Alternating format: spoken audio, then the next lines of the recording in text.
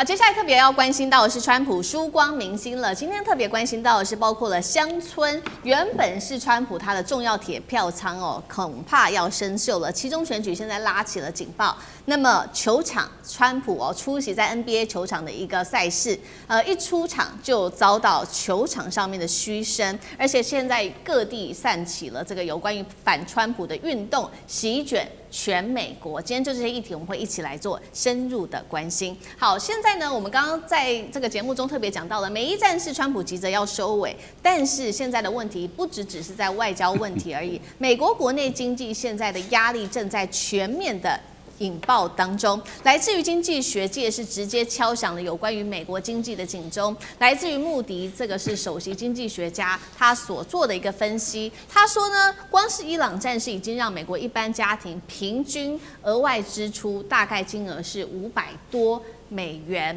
這當中包括了在汽油的價格、柴油的價格跟航空燃料價格都因此暴漲。KPMG 這邊也特別做了一個分析，他說通膨在美國現在問題非常的嚴重，根本就是一種累退稅，尤其是特別影響到的就是中低收入的家庭，有關於食品的價格啊，還有關於房租啊。這些價格都不斷的高漲，那麼也影響了川普在政治上面的這個支持度。路透社做了一個最新民調，原本應該是川普的重點支持者，在鄉村地區的這些選民支持度從60%。他剛上任的時候，一口氣跌到現在剩下50%，不滿意度甚至也是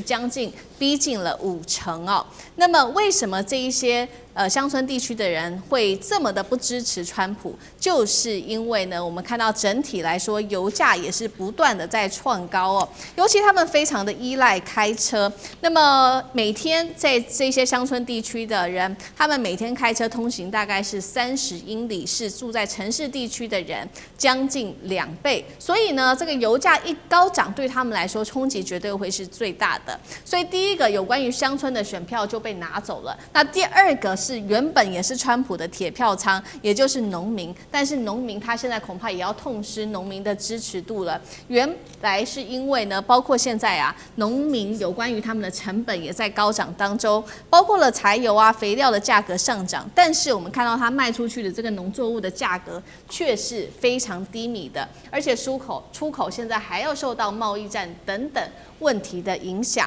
等於說，我們現在看到鄉村地區的的這些人，他們受到這個生活成本、經濟的不滿意度已經高達了60%，敲響了共和黨的警鐘嗎？再來就是有關於農業區的選票了，是不是也重擊了共和黨期中選舉？楊老師怎麼看？美國選舉啊，如果用地域來分的話，大概就是城市、郊區還有鄉村。你當然可以說南部、北部，或者是東岸、西岸，但如果就每個州來分的話呢，就是城市、郊區還有鄉村。城市大概都是民主黨的鐵票倉，郊區就看什麼地方，北方還是南方，通常大概郊區是一半一半，在共和黨跟民主黨。那鄉村地區呢，尤其是中西部的鄉村地區，大概都是共和黨的票，因為白人的保守以及這個宗教信仰比較虔誠的人，大部分都在鄉村地區。鄉村地區不一定都是做農的哈，務農的，有的時候他必須要開車通勤。那你剛剛提到就是說每天開車30英里大概是48公里，這是有可能的。我那個時候去美國的時候，我買一台車子很便宜，為什麼？因為它里程數很高，但是呢只有3年，那價錢就很低。可是呢狀況很好。那可是，在城市地區的人，他開車大概是平均每天17英里。所以你看，如果現在這個油價高漲，在2月27號的時候，美國的油價平均是2.98美元一加侖，現在已經是4.2美元一加侖。那有一些州更貴，所以你當然你就這些通勤高的人，然後呢，再加上就是他如果是務農的話，農產品賣不出去。那現在還有一個，這裡面沒提到的，因為很多化學肥料是來自於中東海灣地區，所以化肥缺乏，那這個使得現在秋季的這個春季播種呢又碰到問題。那這個講到這個化肥，還可以說菲律賓那個時候開戰的時候也是缺乏化肥啊，中國大陸提供了17萬噸的化肥給菲律賓，結果菲律賓那個國防部長還說，這個是充滿了包裝的欺騙，然後呢，他就被制裁。所以現在整個鄉村地區的美國人，你知道那個時候川普選舉的時候，大概在這些中西部哦，他拿到70%的選票，民主黨只有3成，差了4成。然後呢，他剛開始就任的時候呢，差不多100天，他的支持度是60在這裡，現在掉到50。可是就是不支持度呢，也將近是48%。可是对經濟議題的滿意度呢，卻只有31%，而不滿意度呢，已經來到了61%。所以就是油價農業，還有呢，看到川普所有的這些投資資金都放在一些大的企業跟他的金主身上，而沒有用在就是美國鄉村地區感受得到的這些農業的設施。那我中間再講一個例子哈，也就是去年川普急轉彎的，大概是在9月吧，他就禁掉大疆無人機，結果呢，他還發現到3個月之後他就轉彎，就開放因為大疆無人機不只是美國所有的執法單位跟地方政府70%到80%都在用。更重要的是，所有的農業鄉村地區的這些都是用大疆無人機在做農藥的噴灑，還有整個農作物的觀察，那而且這些都還用 AI 的模式去觀察它農作物的這個生長的情況，然後呢配合的這些農藥的噴灑，那都是有大型的企業跟個人在這裡面，而這些農場主們也依靠，所以他才3個月為什麼會急轉彎？因為他發覺到他的鐵票支持者在強力反彈了，對，這個就是證明他的整個這個鄉村支持者現在已經開始大幅的縮水。那我現在很擔心他到年底的選舉期中選舉是不是這一塊會失去很大的支持？好，我們剛剛看到的是川普的主要的鐵票支持者這個支持率在大幅的滑落。那剛剛講的是有關於這個農村地區跟農民對他鄉村地區跟農民對他的支持度。那另外一大塊呢的支持度，對於川普原本是很支持度的，但是在大幅降低的就是原本挺他的年輕的男性支持率。所以呢，川普現在就說好，沒關係，那我也要救我的年輕的男性支持率。那正逢呢，川普他要80歲生日了，所以大家記得嗎？他當時不是說了嗎？他要辦這一場 UFC 格鬥大賽，目的是什麼呢？因為他覺得說這一場格鬥大賽代表的是一種硬漢的形象，一種對抗的形象，就可以正好是符合這一群年輕男性所需要的，也就是 UFC 的核心觀眾。他覺得這樣子可以救他的選票。那沒有想到這個計劃一出來呢，美國做了一個民調，認為不應該在這個時候舉辦 UFC 的這個人呢，高達了46%都是反對的，只有16%民眾贊成舉辦這一場格鬥賽。這位來自於康奈爾大學的教授方丹，他就形容說，川普啊，你就像當時古羅馬時期的麵包與馬戲，也就是說，統治者呢，你現在面對社會如此的動盪，那麼你為了要轉移焦點，就舉辦這種很血腥的活動來轉移現在人民真正的痛苦，而你不去解決，那呂艦長怎麼看？剛剛主持人已經特別講到有關於川普的看法，那但是圍繞着川普旁邊的這些人也是支持川普這麼做的那這些人當然就包含了我們現在講到的這一個那個格鬥賽終極格鬥賽的執行長，他是怎麼講的？他說美國是一個戰鬥之國，真的嗎？我們之前講的戰鬥民族一直都是俄羅斯啊，什麼時候變成美國了？第一個，他扭曲大家的認知；第二個，也就是更扯的是，實際上能夠進去看的，除了這個川普常常支持的這些軍人之外，另外的也就是一些政要啊，一些遊說團體啊，或者是我們講到的非常多的商界領袖，所以這一場格鬥賽所流露出來的，其實並不是什麼戰鬥之國，而是濃濃的銅臭味。那這一個，也就是激起了這麼多評論者的一個那個反對意見了。那而且在這一個我們看到白宮前面的這個草皮，那這個草皮呢，平常以前都是這個復活節滾彩蛋，或者是我們看到這一個國外的元首到訪的時候，記者會的這個地方，現在撐起了這個所謂的巨爪，也就是直接要在下面進行格鬥賽了。那但是呢，沒有辦法反映在這個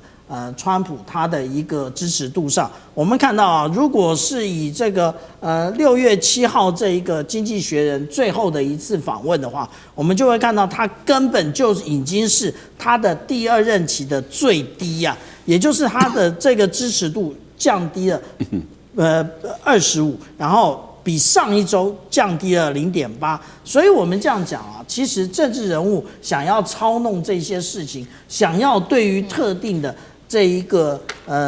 族群呢，那有所這個投票傾向有所改變，但是通常都事與願違。為什麼？因為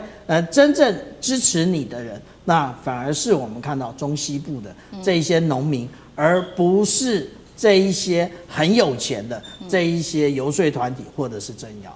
好，那另外一方面，我們也看到說，原本的這個鐵票倉现在票源失去之外呢，我们看到这个反川的示威现在也在全美在快速的蔓延当中。那有几个例子，包括了这个华盛顿的甘乃迪表演艺术中心，我们看画面啊，本来上面这个招牌是有写川普的名字，现在法院正式命令拆除吧。川普姓名外墙立刻拆除，結果呢，在拆除的過程當中，引發了民眾呢來現場圍觀，這個象徵意義很強。那第二件事情就是川普去看 NBA 了，那他一出現在大螢幕，竟然是全場出現了一個噓聲哦。那第三件事情，還有華盛頓的國家廣場草地上出現了8647反川普政治符號。各式的反川行動正式蔓延，民眾忍耐到極點嗎？賴老師怎麼看？我覺得已經到了臨界點啊，因為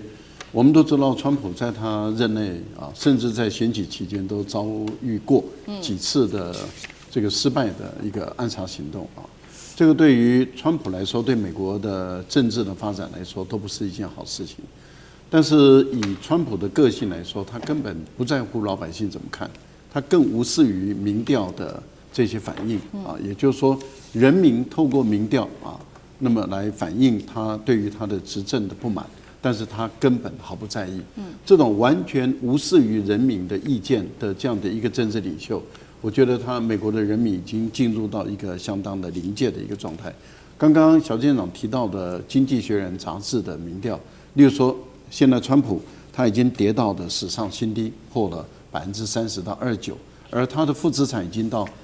這個-34點多，這代表什麼呢？代表就是說，中間選民沒有意見的越來越少了。現在已經是越來越多人表態了，連他的鐵票區支持度也不過就50%而已，而反對者已經直接告訴你說，我就是反對他的，已經到48%。那也就是說，我沒有意見的只有2%了，那等於是幾乎不存在了。那更何況其他的選區，人民對他的不滿的程度已經在各個民調中都已經展現出來了。如果說只有一個民調，那我們也就算了；如果是多個民調表現出來的話，那這就不是一件不去注意的一件事情。但是問題就是以特朗普的個性來說的話，我根本不在乎，啊，隨你愛怎麼樣就怎麼樣。好，這樣的一個情形，我覺得不能小看的就是8647了。為什麼？因為國家廣場的8647，它是一大片草地。你在這一大片草地裡面，你要把8647壓上去，